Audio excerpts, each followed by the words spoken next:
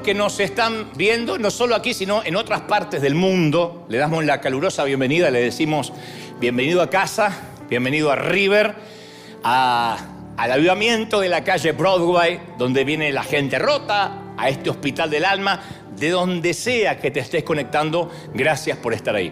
Y yo quiero que me prestes mucha atención hoy, porque hoy es un día para sincerarnos. Es un día para ser brutalmente honestos, que no es lo mismo que ser honestamente brutos, ¿no? Brutalmente honestos, porque si no me dicen que nos dijo bruto, no. Brutalmente honestos, descarnadamente sinceros. Y yo necesito hacer un trato hoy. Primero, contar con tu honestidad intelectual, tu honestidad anímica, espiritual, y que abras tu corazón. No te voy a pedir que me digas nada, pero que oigas este mensaje con el corazón abierto. Por eso hablo de honestidad intelectual, de abrir la mente para decir, sí, yo estoy dispuesto a que Dios me hable, sea lo que sea que me tenga que hablar. Y yo prometo por mi parte, esta es la otra parte del trato, porque un trato siempre es bilateral, prometo abrir mi corazón, contarte una de las tantas batallas que me ha tocado librar por muchas décadas, y creo que es la primera vez que lo voy a contar, pero lo cuento de modo que te aliente, que sientas que no estás solo aquí en el mundo donde estés mirándome, no estás solo en esto que estás viviendo. Dicho esto, paso a transmitirte lo que creo que Dios me dijo que te dijera. Voy a hacer el torpe intento de transmitirte tal cual, sin omitir ni agregar una palabra a lo que creo es la revelación de Dios para este día. Yo estoy convencido que una cosa es sentirnos amados por Dios cuando nuestra vida está en orden y sentimos que nuestra vida le agrada al Señor. Entonces, la autoaceptación es relativamente fácil. Uno sabe que está intentando agradar al Señor, que tiene una vida medianamente en santidad. Digo medianamente porque hasta donde nos alcanza la mente no hemos metido la pata y ahí nos sentimos amados. Incluso hasta nos agradamos a nosotros mismos durante esas temporadas de la vida. Cuando uno está fuerte y está bien arriba y está viviendo una temporada linda con el Señor, de oración, de llenura, que está leyendo la Biblia más que nunca, uno es como que siente que está al control de todo, al timón de su propia vida, y se cristaliza una sensación de seguridad, de tranquilidad, de paz. Pero ¿qué sucede cuando la vida se torna difícil, como lo es? ¿Qué sucede cuando empezamos a tropezar?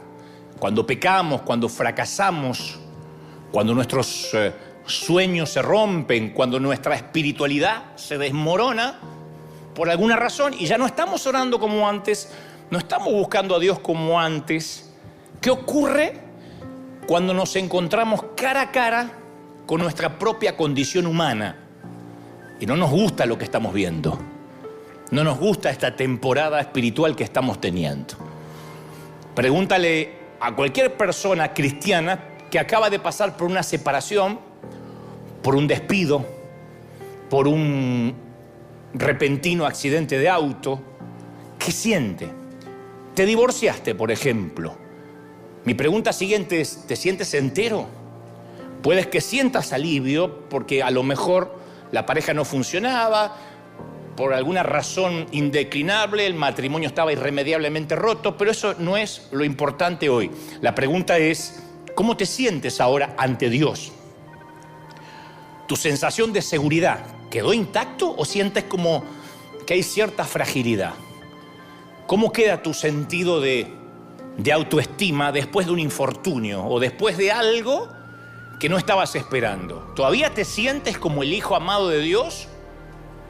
¿O sientes eso que yo he sentido por mucho tiempo, que uno es amado por Dios cuando tiene una vida más o menos perfecta y no es tan amado por Dios cuando uno tiene una vida más o menos rota?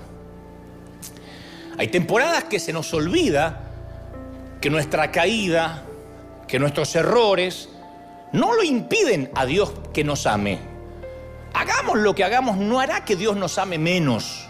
No es una apología esto de pecado. No estoy diciendo, haz lo que quieras, lo que se te dé la regalada gana y Dios no le importa. No, se entristece, pero no te deja de amar. Y ya sea que lo entendamos o no, Dios nos ama. Está presente en nuestra vida, habita en nosotros, nos ofrece una compasión que no se compara con nada que hayamos leído en un libro o escuchado en un sermón. No sabes cómo te ama el Señor. Es lo primero que quiero que sepas, que te grabes en tu corazón. Te ama el Señor. No, tienen que aplaudir más fuerte que eso, que se escucha en el mundo. Nos ama el Señor. ¿Lo crees? Ahora, hay una condición implícita. Una condición que no está dicha de manera verbal, pero que está implícita. Dios nos ama, pero también nos llama a dejar de escondernos y a venir ante Él sinceramente, cosa que cuesta horrores en el ámbito cristiano. La autenticidad, la falta de hipocresía. Dios sigue siendo el padre que corrió al encuentro de su hijo pródigo que llegó cojeando a casa, con olor a puerco. Sin embargo, apenas metemos la pata, buscamos escondernos. Es una tradición edénica. La traemos del huerto. Heredamos de Adán y Eva, que de alguna u otra forma los usamos como modelos a seguir. Y cuando metemos la pata, tratamos de escondernos de Dios, de la iglesia. Todavía hay mucha gente que cuando peor se siente, el hilo más delgado es la iglesia. No voy más porque no me siento digno. ¿Cuándo fuiste digno? ¿Cuándo? Viniste a la iglesia porque tu santidad lo ameritaba. ¿Pero por qué nos escondemos? Porque no nos gusta lo que vemos en ciertas temporadas de nuestra vida. Entonces, ¿qué hacemos? Fabricamos un falso yo. Fabricamos un yo admirable, medianamente atractivo, espiritual, superficialmente feliz, porque la felicidad no es tal, es superficial, es playita. Escondemos lo que sabemos de nosotros mismos, o sea, todo lo que asumimos que es indignos, que nos hace indignos para ser amados por Dios.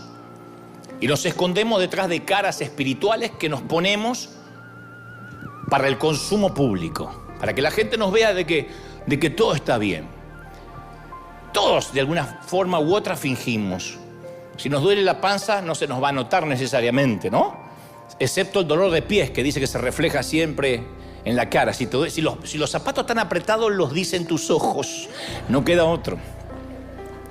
Pero con el tiempo, esto es lo grave, con el tiempo olvidamos que estamos escondidos y eso todavía no es lo peor. Lo peor es que pensamos que esa cara espiritual que pusimos para simular, para el consumo público, es lo que realmente somos.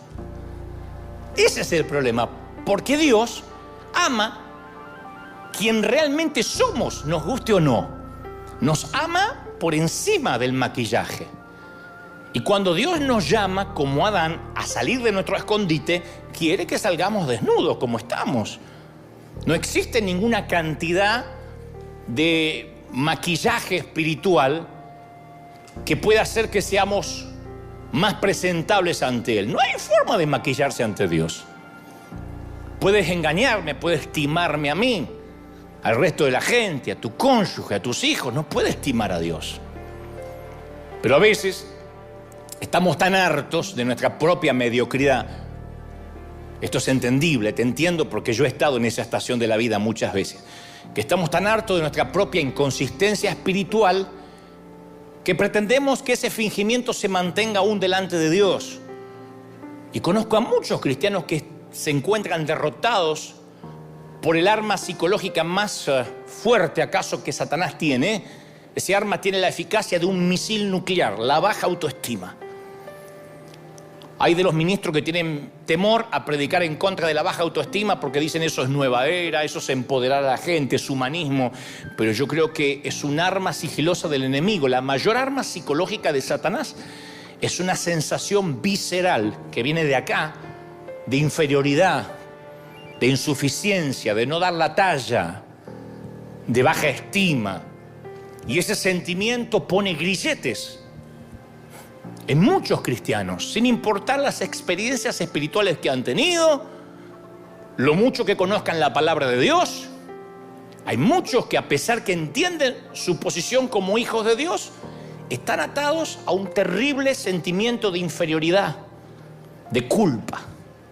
Satanás es el gran acusador y te acusa hasta por tu tentación. ¿Cómo podés tener esos pensamientos? Alguien dijo alguna vez que si los pensamientos sexuales que tienen la mayoría serían expuestos en una pantalla, el mundo sería un caos. ¿Cómo puedes tener esa fantasía? ¿Cómo puedes pensar eso de otra persona? Y esas cadenas es el malestar dominante que paraliza a los cristianos y asfixia el crecimiento. No maduramos, porque la culpa no nos deja madurar. Y algunas personas, cuando son criticadas o rechazadas, piensan, bueno, ahí está, lo dijo. Esto demuestra que soy un fraude. Esto que me dijo demuestra que realmente no sirvo. Y le damos mente a aquellas cosas que nos dicen, que tienen que ver a veces con una crítica despiadada, pero que la creemos. Y ahí empieza el autorrechazo, que es el mayor enemigo de la vida espiritual. Porque el autorrechazo contradice la voz sagrada, divina de Dios, que nos llama amados. Por eso te empecé diciendo, te ama el Señor. Pero cuando uno está autorrechazado, no puede sentirse amado. Mira, cuando yo tenía 5 años, he contado muchas veces el episodio, el impostor o el falso yo que me armé nació como una defensa contra la tristeza y la soledad. A los 5 años uno no es tan maquiavélico como para decir voy a ser hipócrita, voy a simular en la iglesia. 5 añitos. Pero yo me inventé un falso yo para sobrevivir a la soledad, al no sentirme amado. El impostor dentro mío me susurró, Dante, nunca más seas tú mismo, porque a nadie le gusta como eres. A nadie le gusta cómo hablas. A nadie le gusta ni tu físico, ni tu manera de ser, ni nadie está feliz porque naciste. Acuérdense que yo una vez le dije a mi mamá a los 4 años y medio, mami, ¿ustedes me quisieron tener? No, querido, fuiste un susto, después te explico. Cuando te dicen que fuiste un susto, no es que te esperaban con el cuarto pintadito de celeste, no.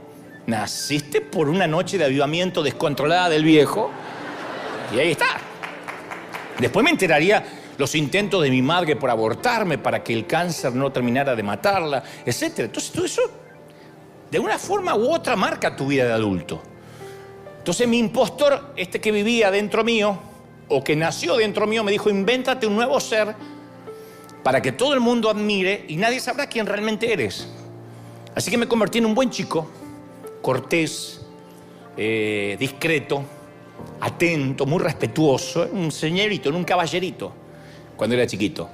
Leí mucho, con voracidad, leí aleatoriamente todo lo que pude tener a mi alcance en la biblioteca que mi mamá me había heredado, dibujé mucho, todo tipo de caricaturas, dibujos humorísticos, pero me sentía acosado en cada momento por la sensación de abandono, de rechazo, que no había nadie allí para mí, que no me amaban. Y aprendí que dibujando, siempre que dibujaba, venía una tía, un pariente o en el colegio, dibujando, me daba cierto reconocimiento y la aprobación que yo siempre buscaba con desesperación. Entonces me daban un papel y yo empezaba a dibujar en cualquier reunión familiar, en noches de Navidad, de Nochebuena, Navidad, en el colegio. Yo dibujaba para ganarme la aprobación de los profesores y empecé a dibujar relativamente bien. Pero orbitaba en una zona sin ningún sentimiento profundo para mantener la vergüenza y el rechazo a una distancia segura. Y me construí un búnker de acero, un blindaje emocional. Un blindaje que cubrió mis emociones y también me negó el acceso a las emociones. Porque cuando uno se blinda, después de un desengaño amoroso, por ejemplo, después que te rompen el corazón, dice, nunca más confío en nadie. Bueno, te blinda para que no te vuelvan a dañar, pero tampoco puedes volver a amar, no puedes dar. Entonces, cuando me blindé, el impostor que presentaba yo de manera pública era seguro. Yo parecía un niño que no necesitaba afecto, que no necesitaba cariño.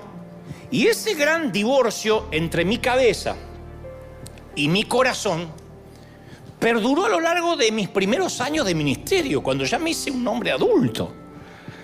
Ese divorcio permaneció. Separé, hice una dicotomía de la cabeza y el corazón. Mi corazón necesitaba algo, pero mi cabeza se convenció de que no lo necesitaba, que no necesitaba yo el cariño. Sí, lo necesitaba desesperadamente. Y durante 20 años proclamé el amor incondicional de Dios en todos los continentes, porque fui un predicador precoz, joven, pero yo no lo sentía en mi corazón. Durante todos esos años de ministerio, 2 décadas, nunca me sentí amado por Dios. Y yo prediqué el amor de Dios. Le decía a la gente, ¿cómo te ama el Señor? Y veía que la gente se quebraba y yo por dentro decía, mirá si Dios me amara así también. Pero me convencía que si se lo decía a otros, por lo menos algo estaba haciendo. Me las arreglé para ocultar esa falencia, para ocultar esa necesidad. Pero la palabra dice que todo lo que los cristianos mantenemos oculto, seguimos viviendo en una mentira que nos termina dañando. El apóstol Pablo dijo en Efesios capítulo 5, versículo 12, las cosas que se hacen en secreto son aquellas que avergüenzan a las personas aún al mencionarlas. Pero cualquier cosa que es expuesta por la luz es iluminada, y lo que es iluminado se convierte en luz. Lo que mantenemos en la oscuridad, al iluminarlo, se convierte en luz. O sea que Dios no solo perdona nuestros hechos vergonzosos, sino que incluso nos promete que va a convertir lo que a nosotros nos parece oscuro, lo peor de nosotros, en luz. Pero en un vano intento, a veces por borrar nuestro pasado, privamos a los demás del don de sanidad que podemos impartir. Porque este es el tema. Si uno oculta las heridas, si uno se vuelve hipócrita, un cristiano hipócrita, como hay tantos, que ocultamos las heridas por miedo, por vergüenza, por esnobismo, porque se estila, por el status quo, nuestra oscuridad interior no puede ser ni iluminada por el Señor, ni nos convertimos en luz para los demás. No podemos ser de bendición para nadie. ¿Cómo vamos a ayudar a un divorciado si ocultamos el divorcio? ¿Cómo vamos a ayudar a una mamá que abortó si tenemos terror de contar que algún día abortamos? Al ocultar las heridas no podemos iluminar a nadie. Una vez yo te conté de una famosa obra teatral inglesa de un solo acto que se llama El ángel que agitaba las aguas, que está basada en Juan 5:1. Es una obra teatral magnífica que dramatiza el poder del estanque de Betesda para sanar cada vez que el ángel agitaba las aguas. Y en esta historia teatral, una versión libre, una licencia que se da el autor, aparece un médico que siempre se acerca al estanque con la esperanza de ser el primero en arrojarse cuando las aguas se muevan, porque él quiere ser sanado de su melancolía. Es un hombre melancólico, es un hombre abúlico, triste, tiene una tristeza que arrastra, y él dice, yo sé que si me meto en las aguas, esto en la obra teatral, ¿no? En la versión libre del autor, si me meto en las aguas voy a sanar mi melancolía. Y el ángel en la historia finalmente aparece y detiene al médico justo cuando está listo para entrar, porque finalmente él va a ser el primero. Y el ángel dice, retrocede, doc, tú no. Y él dice, ¿por qué si me toca? Retrocede, doctor, tú no.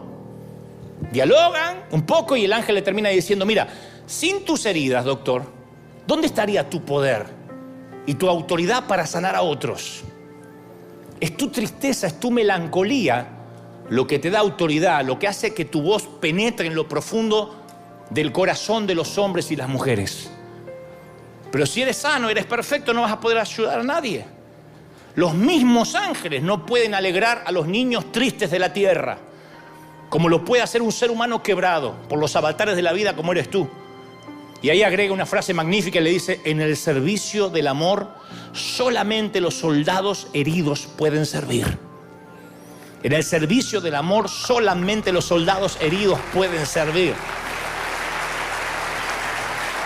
Fíjate cómo cambiaría este mensaje si yo me pongo en la posición impoluta de que a mí no me pasa nada, como muchos otros predicadores.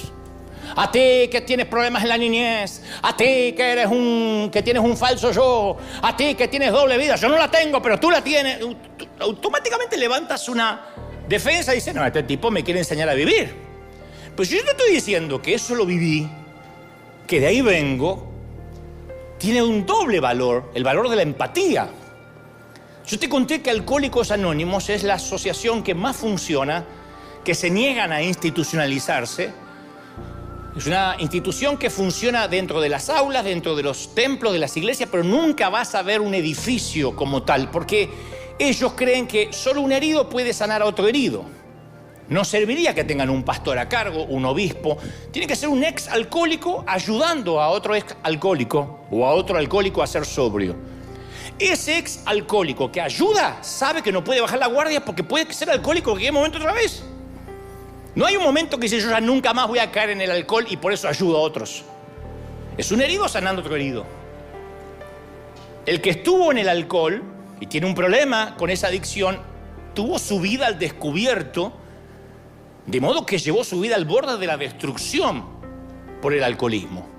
Y cuando estas personas resurgen, que van contando los días que no toman, llevo 30 días limpios, llevo 1 año y medio limpio, sin consumir. Cuando esta gente resurge del infierno, de la adicción, tiene una comprensión, una sensibilidad, una empatía para ayudar a otros compañeros alcohólicos, ¿no? Porque ellos mismos tienen que estar luchando. Eso es lo que percibe la gente cuando un predicador te dice, yo también vivo lo mismo que vos. Yo no llegué a un nivel que no necesito orar, que no tengo tentaciones, y ustedes, humildes mortales, escuchen ovejerío de Dios. Yo siempre digo. Y algunos colegas me dicen, no te muestres vulnerable, eso no le hace bien a la gente. Le digo, no, al contrario. Los que salieron del alcohol, o están saliendo, están peleando al lado de las drogas, no se permiten olvidar su vulnerabilidad. El que está firme, mire que no caiga. Entonces uno no se puede olvidar que estamos rotos. Las heridas son reconocidas, aceptadas, mantenidas a la vista. Y esas heridas son utilizadas para iluminar sus propias vidas mientras traen sanidad a los otros. Tus heridas traen sanidad a los otros. Cuando sales de algo donde literalmente sentías que tu vida se iba a pique, puedes decirle a otro que cree que su vida se está yendo a pique, no bajes los brazos, no te entregues. Yo pasé lo mismo y salí. ¿Cómo saliste? Te voy a contar. ¿Y ya saliste para siempre? No, pero todos los días la estoy peleando. Entonces es un cordón de 3 dobleces, 2 personas que están peleando por lo mismo. Este es un eco del clamor de Pablo en 2 de Corintios 12:9. Que dice, por lo tanto, gustosamente haré más bien alarde de mis debilidades, para que permanezca sobre mí el poder de Cristo. ¿Cuánto hace que no escuchas a alguien hacer alarde de las debilidades? Pablo dice, yo hago alarde de mis debilidades. ¿Quién hace alarde de las debilidades? ¿Cómo te va, hermano? Bien, bien, mujeriego como siempre, pero acá ando. ¿Cómo te va, hermana? Y acá, lengua de víbora, chusmeando, viendo a quién puedo sacarle el cuero. Ah, nadie. Nos ponemos una máscara.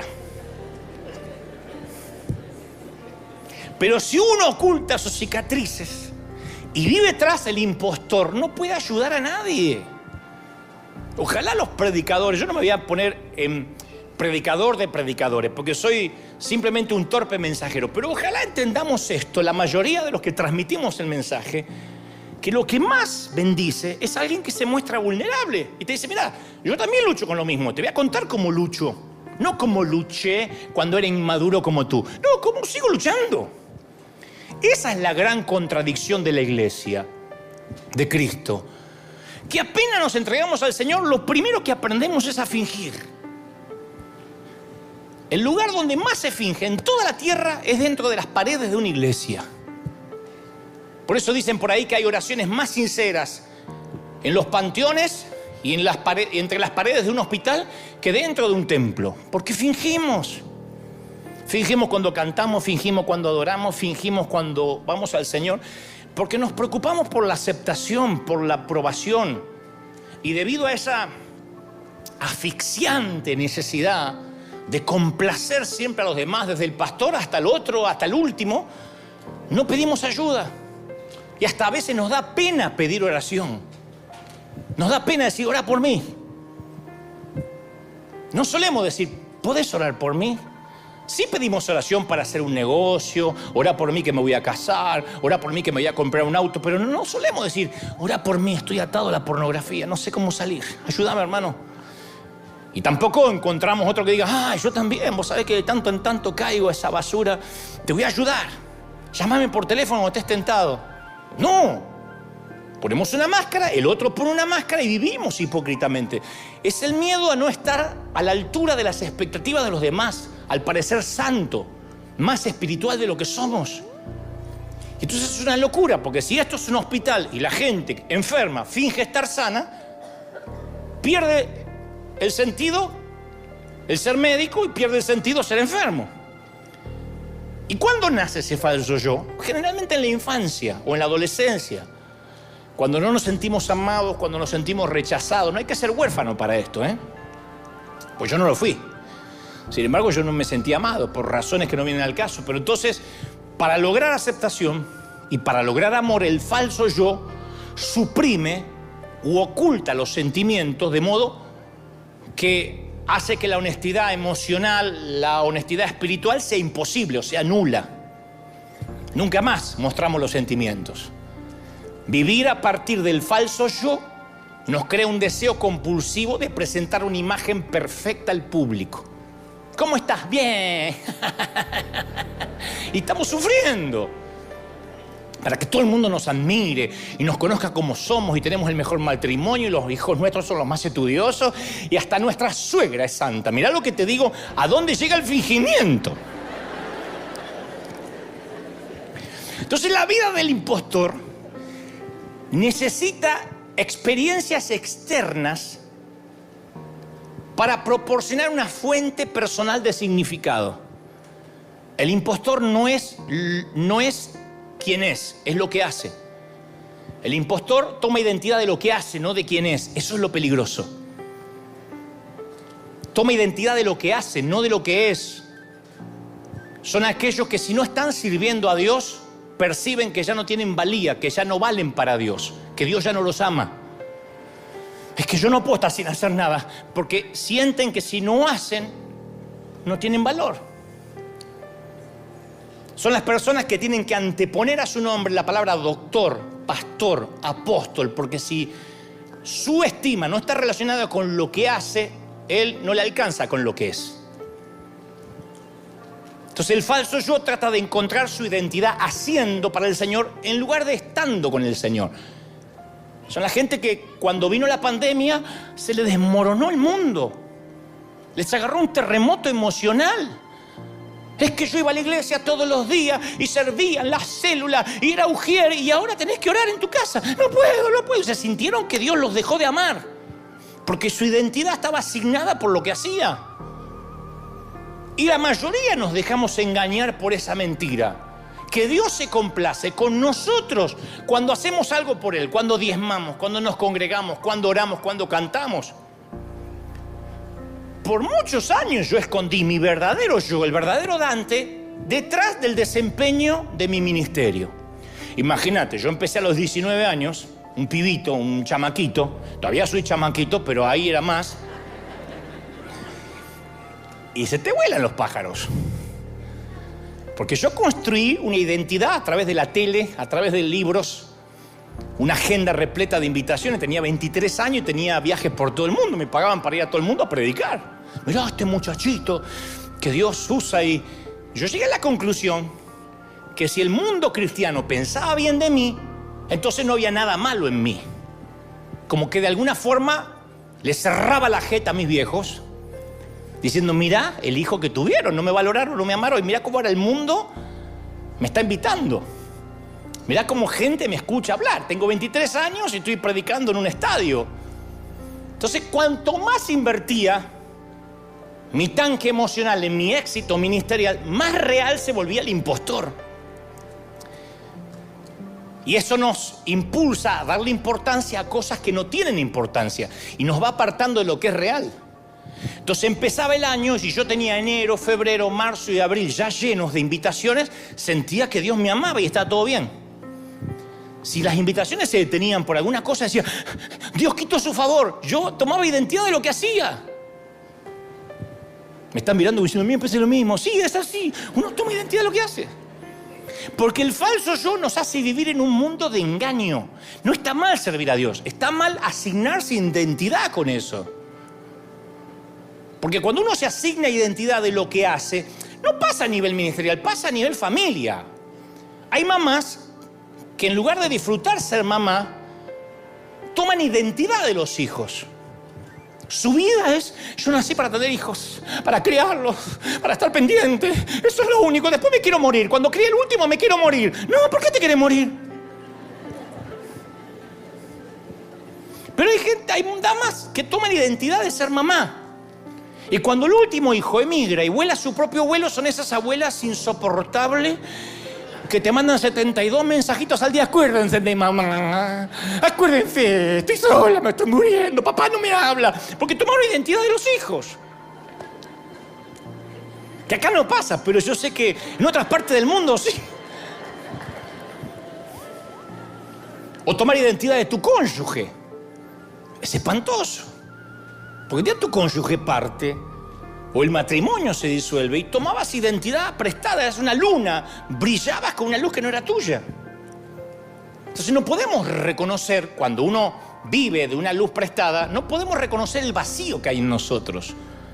Por el contrario, como servimos a Dios y estamos metidos en un montón de cosas, ignoramos ese vacío, barnizamos la verdad y distorsionamos la realidad. Y esto me trae a la mente las palabras del apóstol Juan, que dijo, si afirmamos que no tenemos pecado, en 1 de Juan 1:8, si afirmamos, no, yo no tengo pecado, nos engañamos a nosotros mismos y no tenemos la verdad. ¿Y qué es lo que te va a hacer libre? La verdad. Pero si uno dice, no, yo no soy así. Si uno afirma que no tiene pecado, seguimos en oscuridad. Entonces yo me acuerdo que mi deseo, mi anhelo de aprobación, ese que no tuve en la infancia, luego de adulto me hacía tambalear por un deseo a que me acepten, a que me amen. Yo quería que otros pastores me amaran. Hoy me río de eso, hoy no me quiere casi ninguno. En ese entonces yo deseaba que me aceptaran. Yo conté que yo he estado en congreso con un mensaje listo para miles de jóvenes, en una plaza de toros, en un lugar repleto, y se sentaba allí 2, 3 pastores y yo cambiaba el mensaje por uno más sofisticado, uno más bíblico, para ganarme la aprobación de esos 3, olvidándome de todos. Pedí perdón ya, por eso creo que el Señor me perdonó. Hoy en día no me importa. Me interesa cumplir lo que Dios me manda a decir. Pero este es el tema más importante aquí. Dios no puede amar al falso yo. El escritor de los Hebreos 4:13 dice así: todas las cosas, todas, no algunas, no ciertas cosas, todas están desnudas y abiertas a los ojos de aquel, de Dios. Entonces, a ver, convengamos esto, no hay una sola motivación, no hay un solo suspiro, no hay un solo acto, no hay una sola palabra tuya, mía, que se haya escapado de la atención de Dios. Nada, desde que naciste, desde la cuna a la tumba, desde el útero al sepulcro, no hay nada que se escape a Dios. Y la belleza de esto tan asombroso, de esta verdad tan formidable, es que cuando voy a las Escrituras, de la cual hoy hablamos, independientemente de la revisión, encuentro que el hombre más elocuente que ha dado la historia, estoy hablando de David, se queda en silencio. Tiene David una retórica, una prosa, es un compositor, pero David, cuando descubre que Dios lo conoce en la intimidad, se queda anodado, atónito. A ver, David se regocijaba por la belleza de Dios. Se maravillaba por el poder del Señor. Pero cuando descubre cómo Dios lo conocía en secreto, toda la lírica del poeta quedó en silencio. En el Salmo 139, que después pueden leer tranquilos en el hogar, Salmo 139, no lo lean en gallego, por favor, pero léanlo como quieran, con el tono que se les ocurra. Pueden leerlo en mexicano. Así dice el Señor. Chavo, no te aflijas. Que así hubiese sido si no hubiese sido Reina Valera, sino el Chavo del 8 el que hizo la revisión. ¿No es cierto? Dice David: oh Jehová, oh Señor, tú me has examinado y me has conocido. Y él está sorprendido con esa revelación.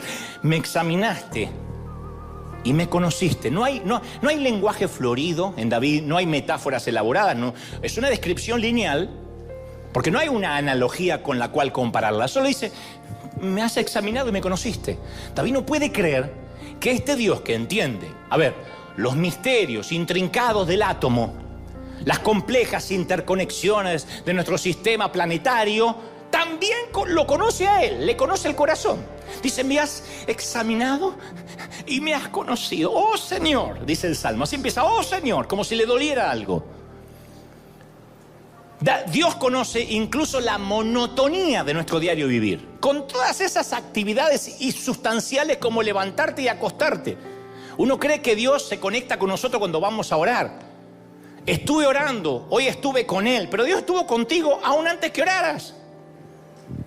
Porque David dice en ese mismo salmo, tú has conocido mi levantarme y mi sentarme y mi acostarme.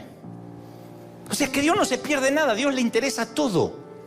Cruza las piernas y Dios lo sabrá. Cambia de nalgas así porque estás cansado y Dios lo sabrá. Porque somos el objeto de su soberano conocimiento. Y agrega el salmista, agrega David, tú conoces mis pensamientos más distantes. Todavía están pensando, ¿cómo conecto esto con un mal día? Déjenme avanzar. David dice, tú conoces mis pensamientos más distantes. O sea, conoce cada cosita por pequeña, por nimia que sea.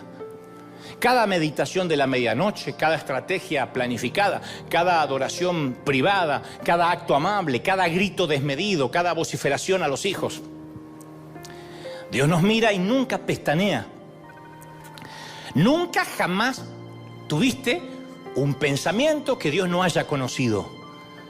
David sigue agregando y dice, tú has escudriñado mi andar y también viste mi reposo, o sea que viste mis sueños, y todos mis caminos te son conocidos. Entonces, antes que mandemos a imprimir nuestro itinerario, antes que armemos nuestro calendario, nuestra agenda, Dios ya tiene una copia. Nunca hemos hecho un viaje del cual Dios no haya sabido. Sea que nos encontremos en lo alto de una montaña o sepultados entre la masa de gente de un subterráneo, del metro, los ojos de Dios están sobre nosotros. Y sigue diciendo David, aún todavía está la palabra en mi lengua y aquí tú la sabes toda antes que yo termine de hablarla. O sea que aún antes de que digamos algo, Dios registra nuestras palabras y sabe aún los sentimientos con los que decimos nuestras palabras, las motivaciones. O sea que si hay alguien que nos toma la temperatura, es Dios. Él siente cuando nos llenamos de ira, cuando decimos Dios te bendiga. Y lo deseamos que lo reviente Satanás. Y él sabe, Dios. Sabe cuando el miedo nos abraza, cuando la ansiedad hace que la confianza mengüe. Dios ve todo, bueno o malo. Pero aún algo más maravilloso, David dice, detrás, delante, me rodeaste y sobre mí pusiste tu mano. Así concluye. Si tengo un mal día, Dios lo sabe. Si me siento solo, Dios lo siente conmigo. David está tan emocionado por esta revelación que sus manos tiemblan. Él dice, tal conocimiento es demasiado grande para mí. Así lo dice en el Salmo. No lo puedo digerir, no lo puedo elaborar. Todavía no lo puedo discernir. Es un pensamiento demasiado grande. No lo puedo comprender. Y dice, hasta aquí llegué. Parece decir, si yo escribo algo más, sería una profanación. No voy a decir más. Solo, oh Señor. Llega a la conclusión, Señor, te importo. A Dios le importo. Se preocupa por mí. Dios se siente apasionadamente conmovido por lo que yo soy. Me ama. Hoy celebramos, como te dije, 100 domingos desde que en marzo de 2020 se declaró la pandemia y comenzamos estas transmisiones en vivo. Llegamos a 300 millones de vistas en todo el mundo. Mirá si Dios no es grande y no es maravilloso. 300 millones de vistas en todo el planeta. Eso es mucho. ¿Querés que te diga lo que más me sorprendió si tengo que hacer un balance? La cantidad de gente, cristianos veteranos y nuevitos, católicos, evangélicos, testigos de Jehová, simpatizantes, curiosos. Lo que más me sorprendió es la frase, Nunca dejes de decirnos, Dante, cuánto nos ama el Señor. Nunca dejes de decir, te ama princesa, te ama príncipe. Dice, porque me cambió la vida. A lo que le respondo, nunca lo voy a dejar de hacer porque a mí también me cambió la vida y lo estoy haciendo. Saber que Dios nos ama nos cambia un mal día, una mala semana, un mal mes, una mala vida. Tienen que aplaudir más que eso si lo crees. ¿Cuánto te ama el Señor? ¡Aleluya! Ahora, esto de que Dios lo sabe todo me hace sentir amado. Te digo una mala noticia acerca de que Dios lo sabe todo. Que si Dios lo sabe todo, lo sabe todo. Y que Él conoce nuestros secretos, pues lo sabe todo. La buena noticia es que de verdad Él se interesa por mí. ¡Qué buena noticia! Pero eso es una parte de la verdad. Y predicar una parte de la verdad es como si no predicara nada. Él lo sabe todo. Eso tiene una doble connotación. La mala noticia, si se me permite el término, que si Él está íntimamente enterado de toda mi vida, significa que está enterado de todos mis pecados y los tuyos, que a lo mejor son más que los míos.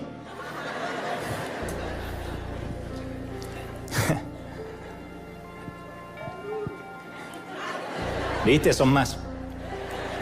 Cuando yo era adolescente, cuando tenía 15 años de edad, yo solo soñaba, en los tiempos aquellos que vivíamos, hoy supongo que son diferentes, yo soñaba con conducir el auto de mi papá, un viejo Fiat 1500.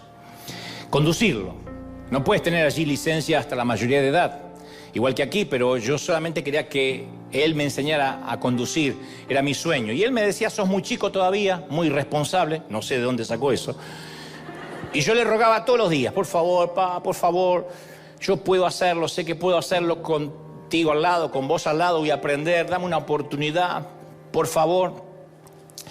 Cuando salí de la secundaria y comencé a trabajar en su carpintería, o en la carpintería de la cual era el capataz, el encargado, él me permitió que al final del día yo podía regresar manejando a casa con su supervisión. No hay peor cosa que tu papá te supervise cuando aprende a manejar. ¡Cambia! ¡Me vas a romper el embrague, la caja! ¡Qué bomba! Uno tiene que manejar por encima de los gritos. Si superas eso, manejas. ¡Cuidado, frená! ¡Bomba! Y te va insultando de acá hasta casa. Pero si tienes cuero de rinoceronte y ganas de aprender, y deseos que un amigo te cruce y vas con el auto así, te aguantas el grito. Para mí la felicidad se deletreaba Fiat 1500. Esa era la felicidad. La vida no me podía ofrecer nada mejor. 15 años, un piojo flaquito manejando el auto de papá. Entonces, cuando él vio que yo podía conducir, me llevó a una estación de gasolina, se llama en Argentina estación de servicios, y me explicó la diferencia vital entre el motor que utiliza gasolina regular, lo que allá llamamos nafta, y el diésel. Si alguna vez cargas combustible, me aclaró, nunca te confundas, porque si pones diésel, mejor no lo arranques. Este auto es de gasolina común, de nafta. Si le pones diésel alguna vez, hay que vaciar todo el tanque, drenar los inyectores, el carburador, las bujías. Me podría fundir el motor y ya me estaba gritando a cuenta por si algún día lo iba a hacer. No hay problema, que no soy tan bruto.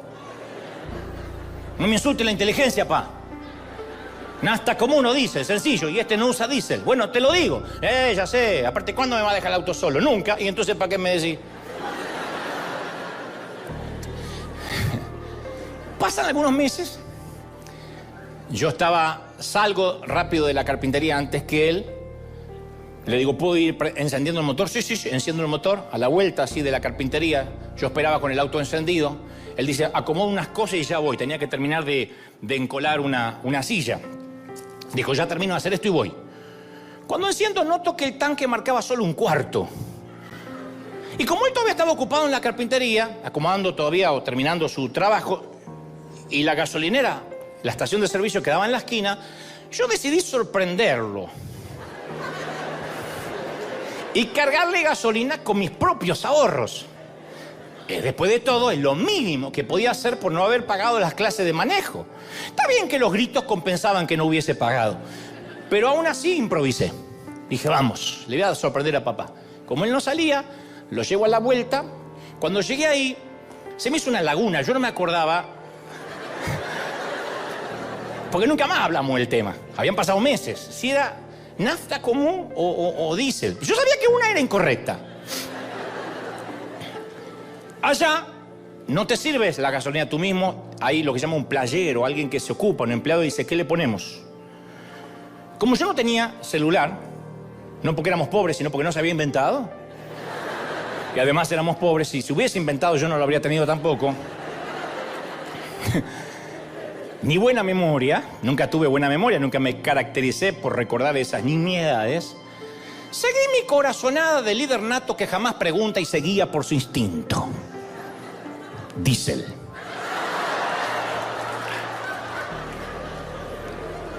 Un líder tiene que hacer lo que tiene que hacer. No, si yo estoy a cargo del Titanic, vos cantás hasta último momento por mi cara de seguridad. Nos vamos, pero flor de película que vamos a hacer. Yo soy seguro para esas cosas. Si me equivoco seguro. Cuando volví a encender el motor, hizo todo tipo de ruido, bla, bla, bla, bla, bla, bla, bla, y comenzó a salir mucho humo, una humareda. Y dije, soy hombre muerto. Pero inmediatamente pensé, él nunca lo va a saber. Regresé rápido, el auto así, a estacionar en la puerta de la carpintería, y afortunadamente mi papá todavía no había salido. Así que lo apagué el motor y me quedé ahí. Él subió, dijo, bueno, maneja. No, papá, hoy maneja vos. Yo quiero descansar. Me corrí, encendió, ¡plá, plá, plá, plá! ¿Qué le pasa a este auto? Dijo. No sé, estaba raro.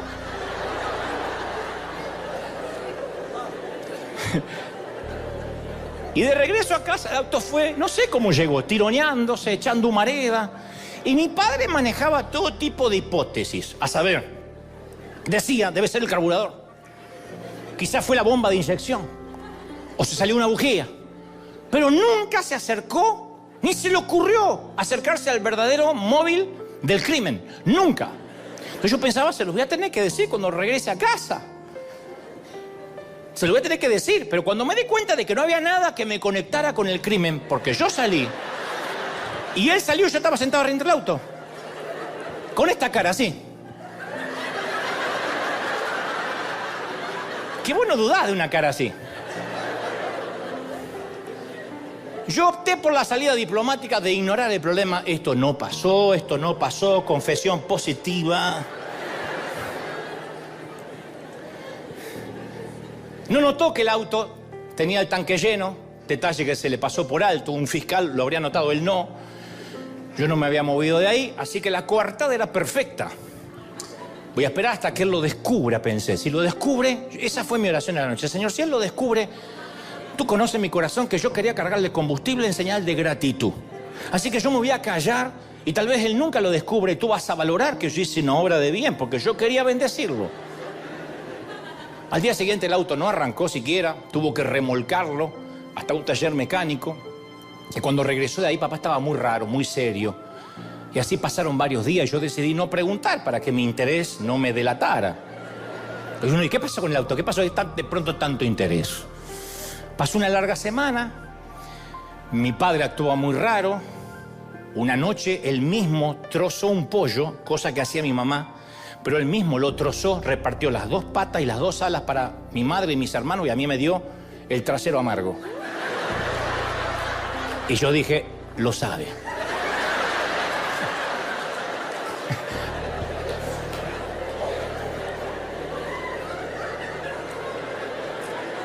En ese momento uno dice, ¿por qué me dan el trasero? Uno...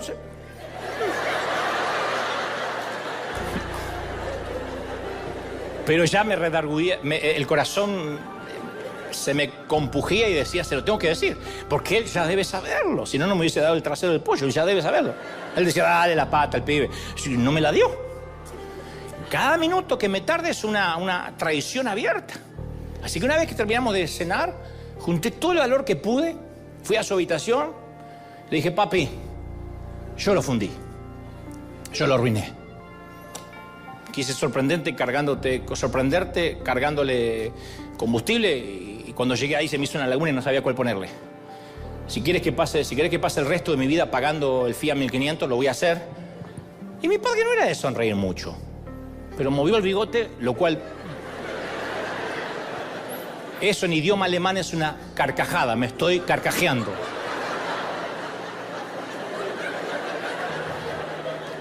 Significa no te mataré ahora. Y me dijo, ya sabía. Porque el mecánico me dijo que tuvo que drenar todo el motor porque le pusieron diésel. Y yo le dije a tu madre que el único que pudo haber sido fuiste vos. Pues yo estúpido no estoy, yo no le cargué. Así que estaba esperando que me lo confiese. La próxima vez decime la verdad. Porque tu padre puede parecer, pero no es ignorante. No soy ignorante, no me tomes de estúpido, porque yo sabía que algo pasaba. No sé si sabía o no. Y cuando terminó de hablar, yo tenía una comprensión totalmente diferente acerca de la teología de la confesión y el perdón. Yo sé que ahora posiblemente estés haciendo cosas que Dios no quiere que hagas. Y te sientes culpable y sabes que violaste y estás violando leyes de Dios. Y capaz que eres el único sobre la faz de la tierra que conoce tu pecado, pero yo voy a decirte una noticia, voy a darte una noticia. No tienes que pasar noches de ansias preguntándote, ¿cuándo lo irás a ver? Mírame, Él ya lo sabe. Él ya lo sabe. Él ya lo sabe, Él ya lo sabe. Quiero que te grabes esto en tu corazón, Él ya lo sabe.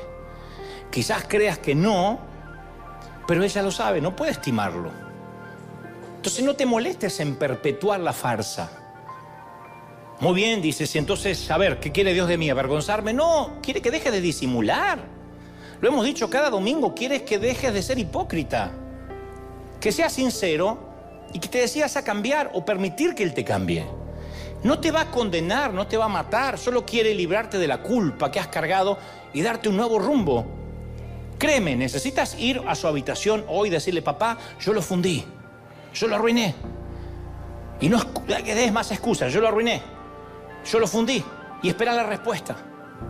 Y te aseguro que vas a quedar atónito, porque vas a descubrir que a pesar de que conoce tu pecado, te sigue amando. Y su reacción no va a ser diferente a la de mi papá. Va a decir, yo estaba esperando que me lo confieses.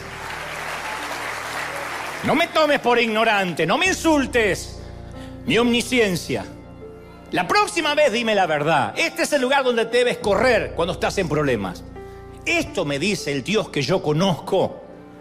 No es un Dios libertino, no es que me importa más la gracia que la verdad, pero yo tuve papá, soy papá y sé cómo funciona. Uno no deja de amar al hijo. Así te funda el auto. Uno mueve el bigote. Y hay más noticias buenas sobre la omnisciencia de Dios. Que Él no solo conoce tu pecado, sino que conoce todas tus cicatrices. Es decir, Él no sabe solo lo que has hecho, sino que si te conoce mucho sabe lo que te han hecho. ¿No es una gran noticia? Cada persona es herida de una forma u otra. Todos tenemos una historia triste si pudiéramos contarla. Aquí no hay nadie que diga, mi vida fue simplemente un jardín de rosas desde que nací en el Palacio de Buckingham. Nadie. Todos podrían decirme algo como, sabes, si supieras cómo eran las cosas en casa. No tienes idea, Dante. Si supieras cómo me trataban a mí cuando era pequeño. O si supieras el trato inhumano que mi padre le daba a mi madre. Si supieras el alcoholismo y cómo afectó mi familia. Y por supuesto que no lo sé. Y por supuesto que no tengo por qué saberlo. Pero Dios sí lo sabe. Él estaba ahí, Él lo sabe. Y no se perdió ni una millonésima de segundo de lo que te ocurrió. Él estuvo ahí.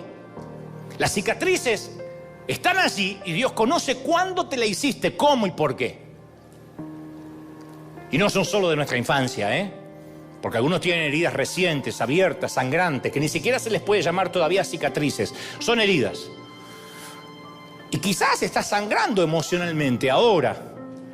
Y vives días agonizantes, noches que terminaron por quitarte el sueño por ese amargo divorcio, o has sabido el horror de acariciar un ataúd blanco, de despedir a un pequeño, a un hijo por un accidente o una enfermedad terminal. O sufriste por fracasos en las relaciones, fracasos en los estudios, debacles económicas, quién sabe cuántas cosas más. Es espantosa la cantidad de gente, la cantidad de personas que andan por ahí con el espíritu amputado. Hay mucha gente con el espíritu amputado. Y si a eso le agregas, mi esposo no sabe lo que yo siento, no sabe por lo que pasé, a mi esposa no le importa saberlo, mis padres no se inmutarían si yo desapareciera, ni siquiera me echarían de menos. Si estás en esa estación de la vida, déjame recordarte unas poderosas verdades. En primer lugar, insisto, Dios lo sabe. Tu cónyuge por ahí no lo sabe, Dios sí lo sabe. Y Él está íntimamente consciente, como dijo David, de todos tus caminos y cicatrices. No hay herida, no hay cicatriz tuya que escape a su conocimiento. Pero no solamente Él lo sabe, sino que se preocupa. El Salmo 56:8 dice: tú me has visto dar vueltas y vueltas en la cama toda la noche. Eso dice David. Al que acomodó el cosmos en su lugar, al que niveló las montañas, al que puso los océanos en sus cauces, le dice: tú me has visto dar vueltas en la cama toda la noche. ¿De verdad creemos que una mala noche solo la vivimos nosotros y nadie más? Y grábate esto en la memoria. Dice David: tú has recogido mis lágrimas, tú las has guardado en tu redoma y has anotado cada una de ellas en un libro. No es una poesía, no es una licencia poética. En la cultura del viejo Medio Oriente, cuando un soldado iba al campo de batalla, compraba un frasquito o redoma para darle a su esposa o a su novia o a su madre, y entonces las damas le decían: en tu ausencia te lloraré mucho, voy a estar muy triste, pero cuando regreses verás mis lágrimas aquí, y entonces sabrás cuán precioso eres para mí. Entonces, cuando Dios nos dé la bienvenida al cielo, y esto no es algo poético, es verdad, va a tomar la redoma de nuestras lágrimas frente a su rostro dulce y dirá: yo no pasé por alto ni una sola. Cada lágrima en tu duelo, en el panteón, en la sala de espera de cuidados intensivos, en la soledad, en la amargura de la soltería, la separación o el divorcio, la orfandad. Y además no solo Él recoge cada lágrima nuestra, sino que las registra en un libro. Dice: y las he escrito en mi libro. Dios nunca dejará de preocuparse por tus lágrimas. Así es como muestra lo mucho que le importas. Ese es el Dios que necesitamos ver con ojos nuevos. No tienes que llorar solo, nunca más. No te dije que no tienes que llorar, solo que no tienes que hacerlo solo. El que creó el universo te examina y llora y se conmueve contigo. ¿No es algo maravilloso? ¿No cambia eso tu mal día? Alguien tiene que decir amén. ¿Te cuento un secreto más? Si Él conoce tus secretos, tus pecados, si Él conoce también tus cicatrices, también conoce tus actos, mis actos, nuestros actos de servicio. Viste que a veces nos desanimamos porque decimos: todo lo que hago pasa inadvertido, nadie lo aprecia. ¿Para qué hago todo esto? Lo han dicho pastores, simplemente ovejas. Esto no respeta estatura espiritual. En un momento de la vida dice: sirve lo que estoy haciendo, ¿a alguien le importa? Y ahí es cuando necesitamos recordar Mateo 6:4. Tu Padre que ve en lo secreto te recompensará en público, pero Él ve lo que haces en secreto. Dios observa y toma nota del cielo de cómo te duelen los pies al final del día luego de servir. Pero también sabe cuando usamos la lengua para contribuir con algún rumor. Y toma nota cada vez que visitamos a alguien en un hospital o en la cárcel. Cada acto de carácter, de convicción, de servicio, de valor es observado por nuestro Dios. Y toma nota de un Dios omnisciente. Cada actividad Él te dice: yo lo vi. Continúa. Hazlo de nuevo. Sigue haciéndolo. Te compensaré. No estuviste orando en vano. No estuviste adorando en vano. No me serviste tantos años en vano. Obviamente nuestras obras no harán que Él nos ame más. Pero decime si no es maravilloso saber que Él ve lo que nadie ve, lo que el pastor no ve, lo que los líderes no ven, lo que la iglesia no ve. Dios sí lo ve. Dios lo ve y dice: no es en vano. ¿Cuántos lo creen? Díganme amén. Ahora, es probable que te estés preguntando: Ok, Dante, si Dios sabe todo, conoce mis secretos, o sea, mis pecados, mis cicatrices, mis actos de servicio, ¿por qué tengo días malos? ¿Cómo lo conecto? Me parece fascinante lo que me dijiste, pero ¿por qué a veces me siento tan enclenque, tan alfeñique, tan derrotado? ¿Por qué mis días malos comienzan malos y terminan así al final del día? ¿Por qué soy parte de ese grupo que baja del tren o del bus o del auto devastado? Me tomo la cabeza entre las manos y pienso que solamente quisiera no levantarme mañana. Y después de analizar esta pregunta por una buena parte de los últimos 30 años, quiero dar una respuesta pública. Algo que he venido practicando en mi vida en forma privada por un largo tiempo. Me sigue costando, pero ahí voy. Si conoces la Biblia, sabes que se requiere de un paso de fe antes que se revele la gracia y el favor de Dios. Hay un paso de fe, es el eslabón perdido, es lo que conecta todo esto que Dios sabe, que Dios conoce, mis secretos, mis cicatrices y mis actos de servicio con el día malo. Lo que lo conecta y que hace que el día malo se transforme es un acto de fe. No te voy a aburrir con esto, pero por ejemplo, Éxodo 14. Después de una liberación milagrosa de los israelitas, Moisés se encuentra caminando con un montón de campesinos, esclavos o ex esclavos, que son un manojo de perdedores. Cuando los israelitas están llegando a los linderos de Egipto, el faraón se da cuenta de lo mal que hizo en dejarlos ir. Conocen la historia.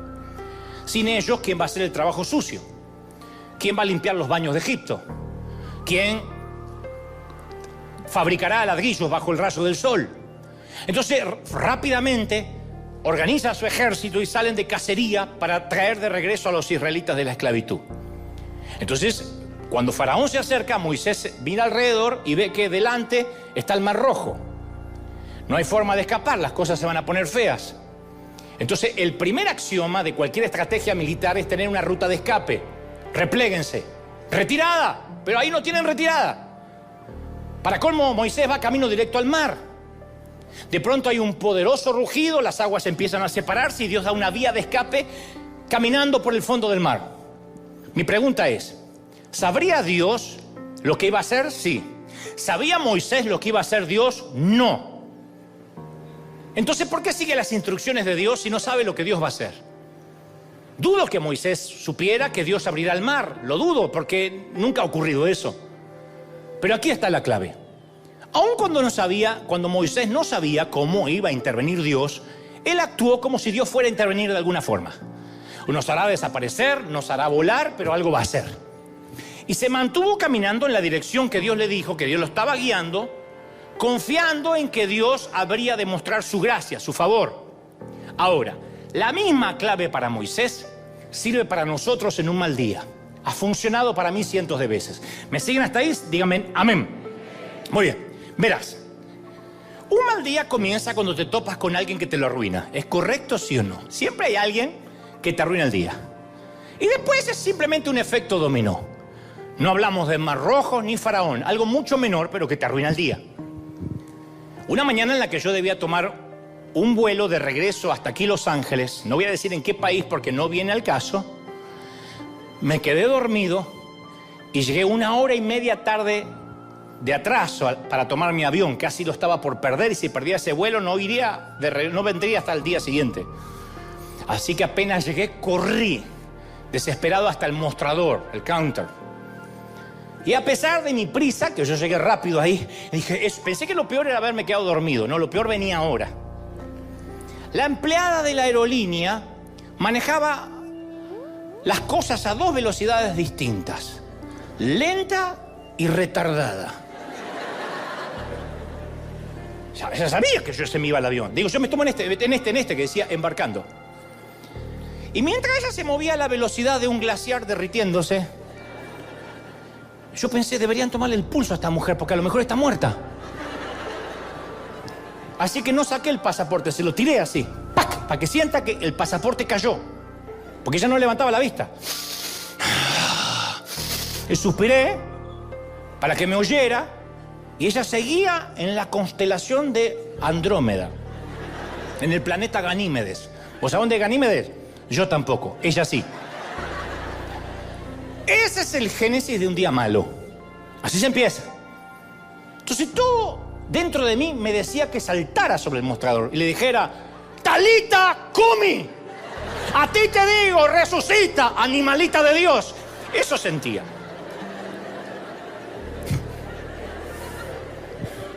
Ay, no, ustedes habrían orado, los espirituales. Yo no.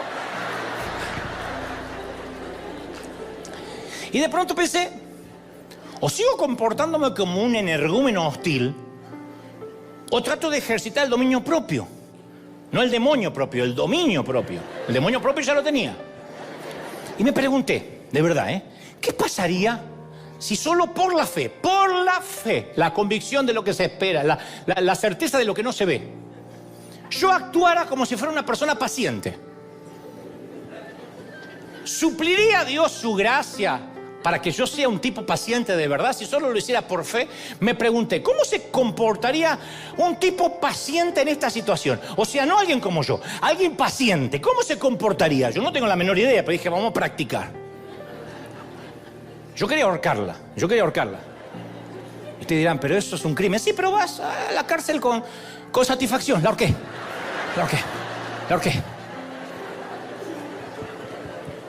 Nada personal, ahorcarla porque tengo que subir al avión y ella está perdida.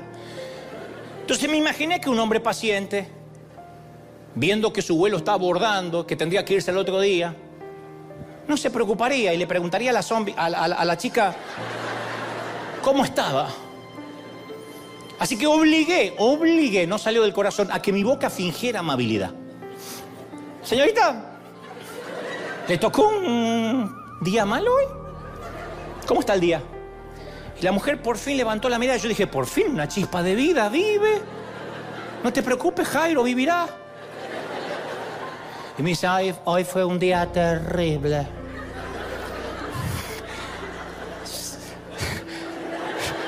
Se cancelaron todos los vuelos, varios. En todo lo que ella me explicó eso, yo predico 2 sermones. Y la gente me ha estado gritando todo el día. Yo pensaba, no es para menos, yo te hubiese gritado desde la puerta de haberte conocido. Y en ese momento la dama me pareció más humana. Y empecé a sentir que de a poquito la gracia de Dios estaba operando y me estaba volviendo un tipo más paciente. El pulso se me tranquilizó un poco. Aunque el pulso de la empleada creo que no se aceleró mucho, pero volvió a mirarme y me dijo, anoche estuve en su conferencia.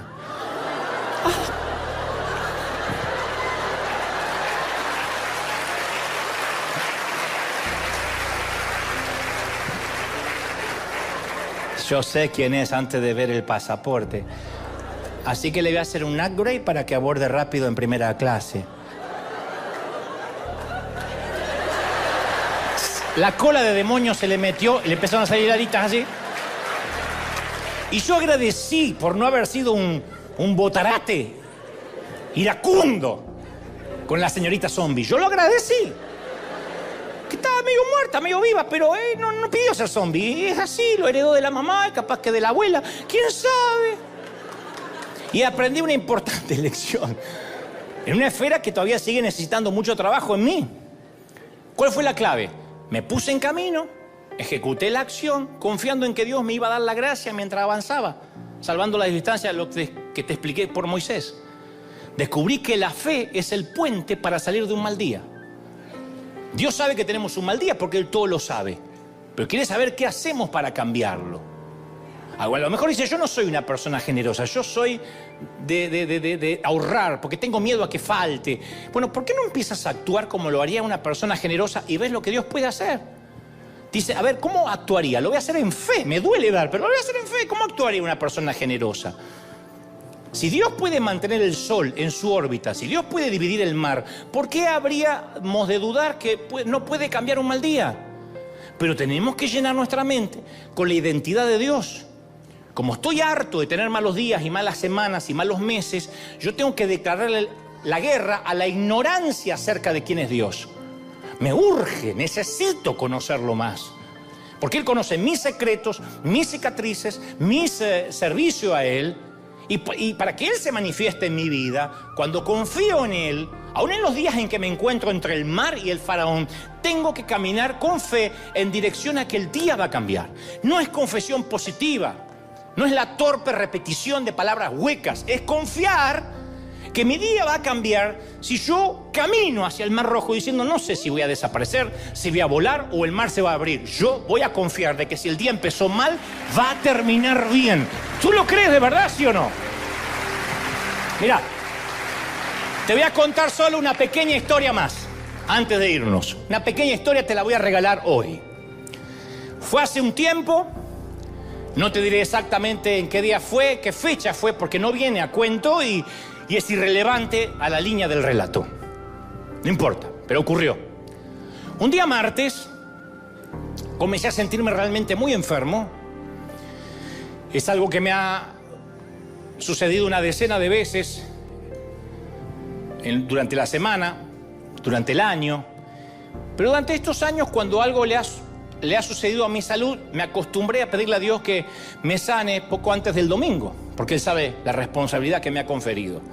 Pero ya habían pasado 3 días, el cuadro empeoraba, me sentía muy débil, no podía predicar el domingo, y no había absolutamente nada, ninguna fuerza, ninguna fuente interior para sacar una onza de energía que me ayudara. Y a medida que se acercaba el sábado, se me hizo muy claro que carecía de las fuerzas esta vez para predicar. He tenido días malos, de lunes a sábado, pero si te dedicas a predicar, no esperas tener un mal día el domingo. Trato de que el domingo nunca sea un mal día. Y le pregunté al Señor si estaba bien que buscara un reemplazo, y Él me dijo, haz como prefieras, estará bien conmigo. Eso fue lo que sentí, haz como prefieras, si quieres un reemplazo, estará bien. Estará bien para conmigo. Era un padre diciéndome, si te sientes enfermo, está bien, que te quedes a descansar, yo estaré complacido. Pero si decides confiar en mí para predicar, te voy a dar mi gracia, como siempre. Y yo le dije, no puedo, admití, no tengo fuerzas. Pero enseguida, el quieto susurro del Espíritu le dijo algo cuerdo a mí fatigadamente y me dijo algo como, ve paso a paso. Era un mal día, era una mala semana, pero él me dijo, ve paso a paso. Y el domingo por la mañana, levántate y actúa como si no tuvieras ningún problema para predicar. Confía en mí, camina en la dirección que te estoy pidiendo que vayas y ten fe en que te voy a dar la gracia y el favor mientras vayas y camines. Así que a la mañana siguiente me desperté y mi primer impulso fue quedarme en la cama, no podía. Pero entonces recordé las amables palabras de Dios. Dije, muy bien, Señor, me voy a levantar, actuaré como si tuviera todas las fuerzas del mundo e iré hasta donde me permitas. Si es hasta la puerta de calle, hasta ahí iré. Si es hasta mi automóvil, hasta ahí iré. Si es hasta el stage y subir aquí, hasta aquí llegaré. Seguiré adelante confiando paso a paso. Este ejemplo es para cualquiera que tenga un mal día, de salud, de relación, de finanzas. ¿Se hizo fácil todo de inmediato? No, no lo creas. Mientras me bañaba, me vestía y conducía hacia la iglesia, sentía una sensación de pesadez. Me dolía todo, me dolía todo. Cuando al final me paré frente a la congregación aquí, no sentí ninguna energía proveniente de Dios. Pero oré para mí, dije, Señor, aquí estoy confiando en ti. Me siento terriblemente débil esta mañana y ni siquiera puedo sonreír. No quiero dar lástima, no quiero que se den cuenta esta gente porque probablemente tengan peores problemas que yo. Y han venido aquí a recibir una palabra de aliento, una palabra de favor, no una queja, no hoy. Pero aquí voy a permanecer y actuar como si me hubieses dado la gracia y el favor que necesito. Si me lo das, bien, la libramos. Si no me lo das, bueno, sé que me desmayaré aquí mismo, pero esto es lo que me has enseñado a hacer desde que era un jovencito. Así que aquí vamos. Me sentía como Mel Gibson en Corazón Valiente. Era William Wallace. La fuerza de un guerrero depende del tamaño de su corazón. ¡Oh! Me gustaría poder decir que en ese momento fui cargado repentinamente de energía, pero Dios me dio la suficiente gracia como para predicar, terminar mi mensaje sin que nadie notara que yo estaba enfermo. De hecho, muchos me dijeron que fue un mensaje maravilloso, que Dios les había hablado como nunca. Y capaz que te suene demasiado trivial, pero para mí fue uno de los momentos más maravillosos que he tenido, porque me pareció el colmo de lo absurdo, caminar hacia un mar que está cerrado. Porque hubiese estado bien que alguien más lo hiciera. Pero debí aprender que si lo conozco bien, Él sabe cuando tengo un mal día. Y que si doy pasos de fe en un mal día, Él va a terminar abriendo el mar. Comportarme como que todo estuviese bien. ¿Cuántas veces Dios habrá querido mostrarnos su fortaleza, su favor, y no se lo hemos permitido? Dios es grande, Dios es poderoso, pero tenemos que invitarlo a que ese poder, esa gracia y ese favor entre en nuestra vida, sea parte de nuestra dinámica diaria. Algunos de ustedes, yo lo sé, y aquí también tienen que enfrentar días malos. Están tan preocupados y aterrados que no saben qué hacer. Bueno, yo te animo a que actúes como si estuvieras lleno del favor, de gracia, y veas, solo pruebes si Dios acaso no te da favor para continuar. Pablo nos exhorta en 1 Corintios 2:5 para que vuestra fe no esté fundada sobre la sabiduría de los hombres, sino en el poder de Dios. Todos tenemos un mal día, pero que ese mal día se transforme en el guión de nuestras vidas todos los días es una decisión nuestra. Y para dar la nota, porque ahora es cuando algunos pastores teólogos me empiezan a querer, y eso no me gusta mucho, quiero terminar con una poesía, una prosa del poeta y trovador catalán, un poco también para reconciliarme con los españoles y me dejaron de querer por lo que dije que Jesús era gallego.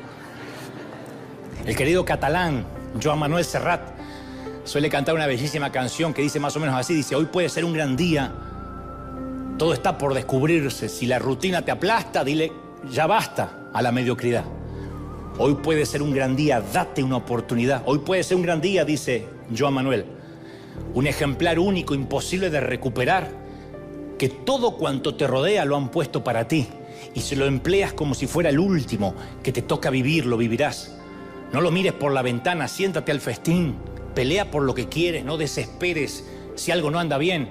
Hoy puede ser un gran día, y dice el catalán, y mañana también. Y cuánto más nosotros si tenemos al Señor.